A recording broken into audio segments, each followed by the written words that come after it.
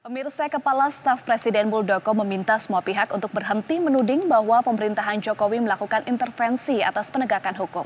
Setiap pelanggaran hukum akan ditangani sepenuhnya oleh penegak hukum, sehingga akan salah alamat jika setiap menghadapi konsekuensi atas pelanggaran hukum justru menyalahkan Joko Widodo. Jenderal Purnawirawan Muldoko mengaku heran mengapa setiap fenomena yang terjadi selalu dikaitkan dengan Presiden Joko Widodo. Lebih ironis, sebuah proses hukum atas tindakan pidana murni justru menyalahkan Jokowi. Menurutnya, seluruh pelanggaran hukum tidak ada kaitannya dengan Jokowi. Termutakhir, ancaman yang dilontarkan Bahar bin Smith kepada Presiden di sela sidang kasus penganiayaan yang dilakukannya terhadap dua remaja. Menurut Muldoko, hal semacam itu merupakan bagian dari upaya penggiringan opini untuk mendelegitimasi kepemimpinan Jokowi. Itu perlu belajar lagi itu, Smith itu. Bukan begitu, bahwa semua persoalan hukum itu ada yang menangani. Presiden sama sekali tidak pernah intervensi atas persoalan-persoalan hukum.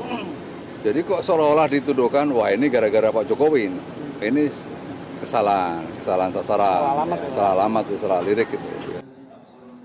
Saat sidang penganiayaan dua remaja dengan terdakwa Bahar bin Smith, Jaksa Penuntut Umum dari Kejari Cibinong, Kabupaten Bogor meminta hakim untuk tidak mengabulkan eksepsi terdakwa yang ingin memindahkan tempat sidang dan mempermasalahkan usia korban. Dalam pembacaan jawaban atas eksepsi terdakwa, JPO mengaku dakwaan terhadap terdakwa sudah jelas dan sesuai aturan hukum yang berlaku di Indonesia.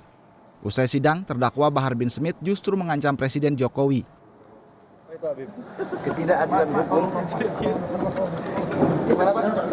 Ketidakadilan hukum dari Jokowi, tunggu saya keluar dan akan dia rasakan pedasnya lidah.